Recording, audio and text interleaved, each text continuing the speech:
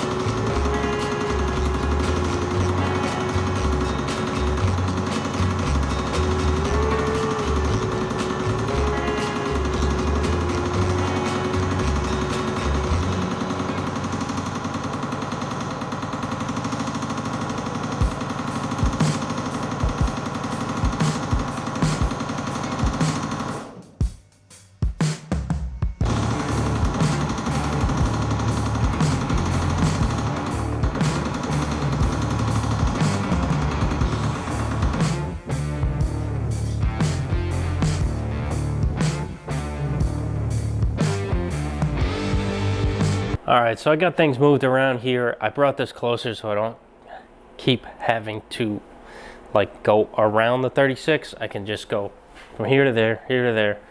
Might be a little tight turning it around and getting it on here, but you know, we'll make it work. And we're getting there. There's definitely some unevenness, you can tell in the lights, but we're working on it. We're getting there. Slowly but surely. I think at this point I'm just gonna go off of my sweeps, put them on, see what we need to do, and adjust from there. So yeah, it's gonna be a lot of back and forth, my back is gonna kill, but it's what I gotta do sometimes. And this is probably the biggest panel I'll probably ever have to do, is a roof insert for a sedan. So with that said, let's continue. Oh, one more thing. I made a little platform just so it's a little easier when I have this big panel. Gives me a little more leverage with my arms.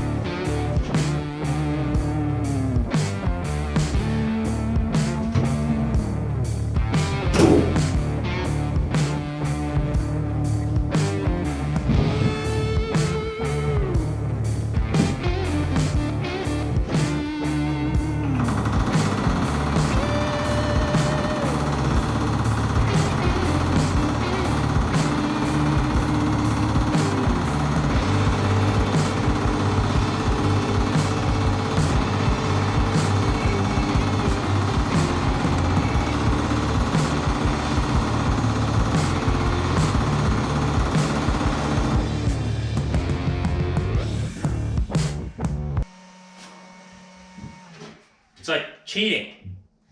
Oh. Since it doesn't hurt here anymore, you can like totally use your arms to hold the panel instead of, you know, all three, and feeling it, you can't do it because it hurts your stomach so much. The edge of this panel just like digging in, it's not good. All right. Needless to say, I am pretty tired. I've been wrestling the whole sheet since pretty much from 9 to 2, which is a lot of back and forth on the roof, on the hammer, on the roof, on the hammer. This thing's not light and it's awkward, whatever. Regardless, I got it done by myself, and I'm proud of the fact that I did it by myself. I'm going to show you, it's not perfect. It's my first hammer job. It's not going to be perfect, but I'll let it go out the door. I do need to touch up some spots with the planishing hammer, because sometimes when I rest the panel down and sit on the dies, sometimes I do it too aggressively, and just the sheer weight of the panel on the edge of the die, even though the edge is broken pretty severely, so it doesn't cause any tough marks, it does leave a little, I don't know, marks. Yeah, you can probably see that one there. There's a couple other ones, but this, obviously, this is the panel on here. It's not too wavy. It's not really much going on. I don't want to touch it. I just put acetone on it. But I think it looks really good for my first panel. And like I've said a million times, these sedans, Model A and 32, are very difficult to put a roof skin in. It's just such a large panel with such a low crown. I watched the video of Bobby Welding making these. There's a few clips of him doing. There's not really a full video, but there's 3/4 of an inch rise from side to side, and I think, what do you say, 2-inch rise from forward to back. So that's a very low crown. So from here, it's just welding it in, getting it stuck down, and planishing it out. There's a couple areas of the body right now that's sunken in. You can even tell. You see the light sunken in here. It's supposed to be up like that. So once that's done, that's good. Both sides are actually like that. But right now, I'm gonna go make a couple patches for these awkward spots, weld them in, and then we can deal with this.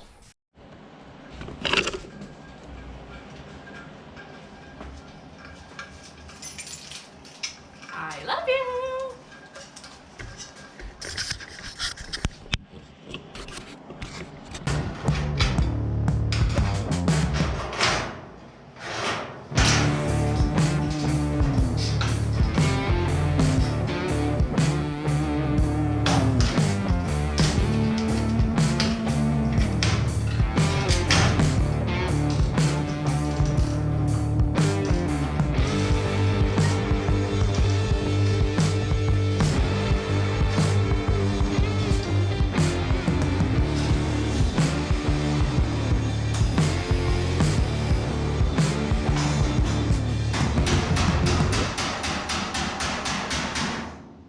Alright, next morning in the shop, I got the roof clecoed on here.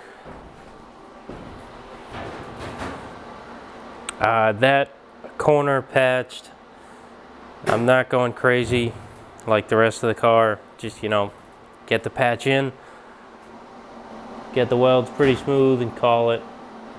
I was gonna do this one this morning, but, you know, of course I run out of gas. I come in here early and I have no gas, so now I gotta do other fiddly things until the air gas opens.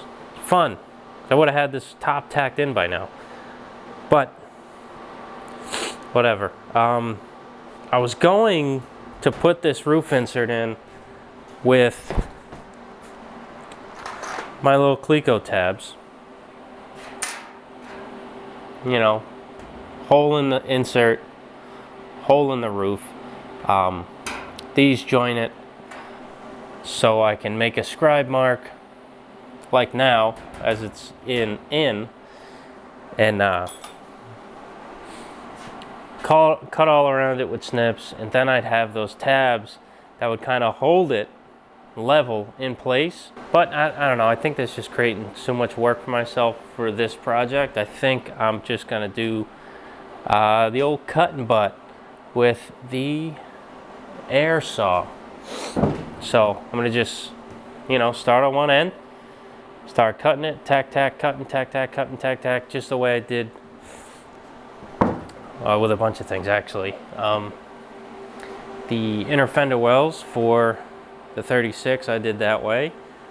I don't know, I did a bunch of stuff like that. But that's how I'm gonna do it, because I just foresee me scribing it wrong somehow and then putting it in and the hole being too big and I gotta fill a bunch of gaps, and I don't want that to happen.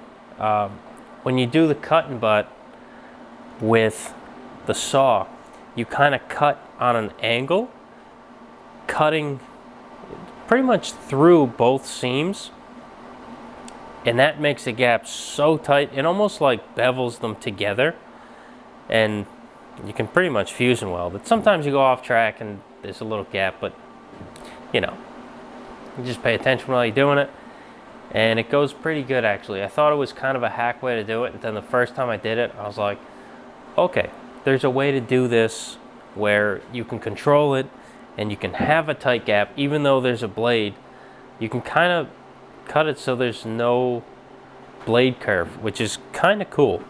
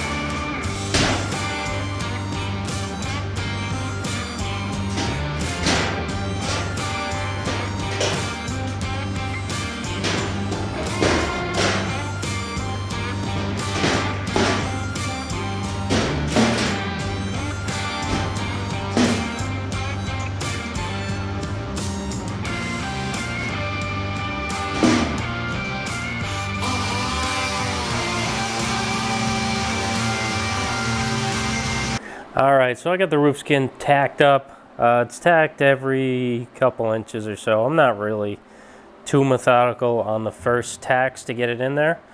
Now, what I usually do is I go around and tack in between the tacks all the way around, planish it, then go back and go in between all those tacks, planish it, so I get one every half inch or so. But What I think I'm gonna do with this, because I gotta like stand on a block of wood and move it around all the time, to save myself time, I think I'm going to work a section at a time, like a 2-foot section. I just planished these tacks here. Then I'm going to add my tacks, more tacks, planish those, more tacks, planish them. I might even get my planishing hammer out and make sure this is all smooth, the contour is correct. From the roof skin insert I made to these roof sections above the door, make sure it all flows, and then I'll do a full weld, boop, to there. Probably planish that out, maybe not finish it, but planish it, and then move on to the next. I'm just unsure if I'll get uneven distortion that way, because I know every time I do anything else, I just do a full weld all the way around, but this is a giant panel, and it's 16 feet of weld that I have to do, and there's no way I'm doing that all in one. I can't even do one of the sides in one pass. I got a decent amount if I set myself up right, but I don't see that happening. So I think I'm gonna go a little bit at a time, kind of finish it off, because if I'm planishing as I'm going, say I put the tacks in and it kind of warps a little bit, I planish it so it's back to normal, and then I'll weld and planish it so it's back to normal, so nothing is getting affected. And if I get like, it starts like oil canning somewhere in the middle or somewhere on the edge, I'll know that where I just welded is the exact point I need to planish back out to get the oil can out.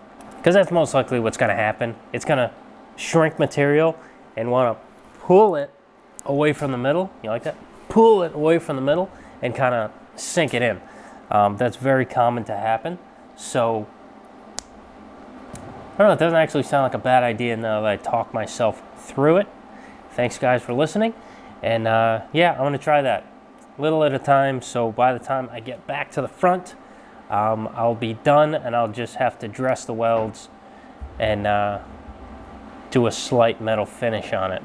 I'm probably gonna go the same amount as I did to the center weld, which is not crazy. You still kind of see the edge sometimes. This was, whoa, geez, almost fell off my block. So, this is just literally in the hammer and hit with 60 grit on a 3-inch, I think it's Rolock disc, I think they call them. That's all that is. So I'm gonna afterwards hit it with 120 on a DA, but right now, just gonna leave that. But that's how this is all gonna be. A lot of work ahead of me. Just tacking and cutting this panel into the roof took 3 hours. So that might give you a little glimpse into how long this stuff takes. It's not like, obviously it's not what you see. You saw a little clip of me welding the front and then bam, we're here and it's in. I'm not gonna bore you with 3 hours of tacking.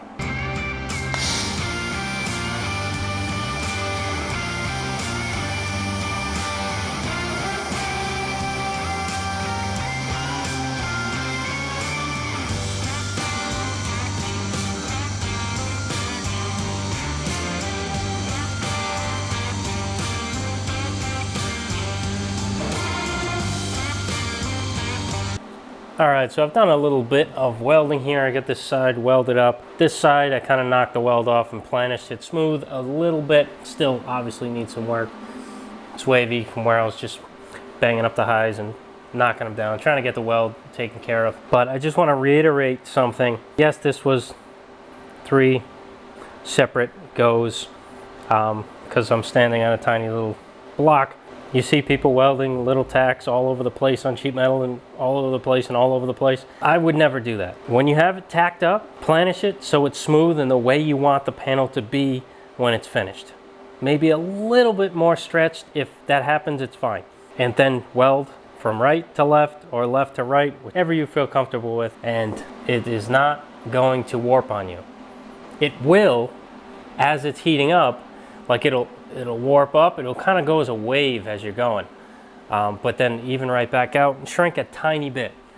And you really, let me see if I can get you. You really can't even see how much it's shrunk. It's a very minute amount. So what I'm going to do right now is literally just knock this high off the weld and then give it a quick planish, just a hammer and dolly. That's all I've used right now is a hammer and dolly and a welder.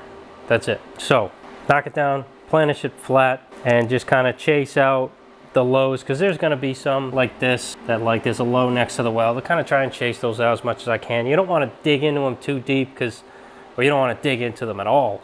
But you don't want to, when I say dig in, I mean like go after it and try to get it. Don't go at it too much. You're just going to end up thinning the metal out too much, and that's never good. So I'm going to take care of this and then just keep on moving along.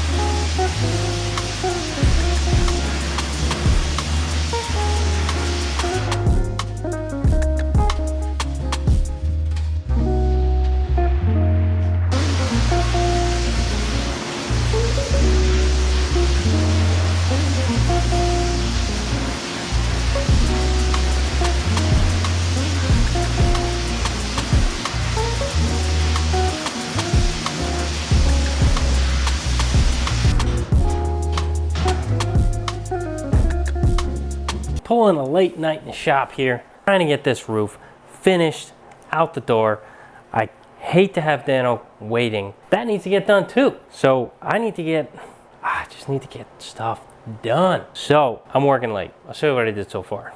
So roof's in, welded, planished, grinded off roughly. It's pretty good. I'm going to hit it with the Milwaukee style JRM Toolco planishing hammer and kind of smooth out the rest of the stuff. Maybe hit it with a shrinking disc on the weld if I see some spots stretch too much. What I'm doing here with the planishing hammer, I'm taking one of the new, oh, that ain't gonna work. One of the new loaf dies that I got from him. This is a 36 by 48 radius loaf die. That I think is going to do an excellent job smoothing out the weld from the original metal to the new roof insert that I made, making everything look nice and flow evenly. All right, so a quick thing with planishing, it's going to stretch the metal. You're hitting a piece of metal in between two harder pieces of metals, it's gonna stretch. If there was damage and you were planishing it out, the dent is already stretched, and then you're stretching it more with this, so you're gonna need a shrink disc.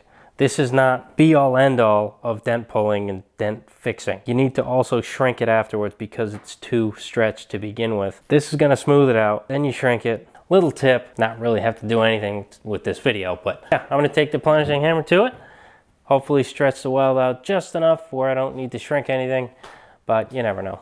I mess up all the time.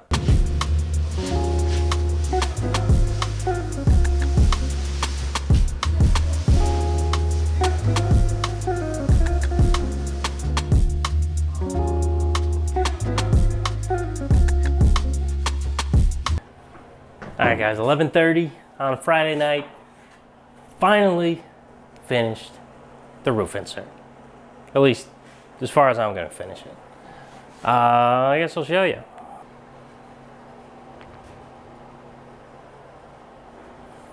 So, this area here was like, I'm not gonna say impossible, but very difficult to planish out because there's that support for the header panel that goes to like here. And I didn't have a good, the best dolly I had to get back there was this guy. And he's pretty round on the top. So I had to be really precise to hit the metal in between the hammer and the dolly. And it was just an awkward angle. I'm not gonna make excuses, but it's not as good as I would like it to be. I know it's probably fine.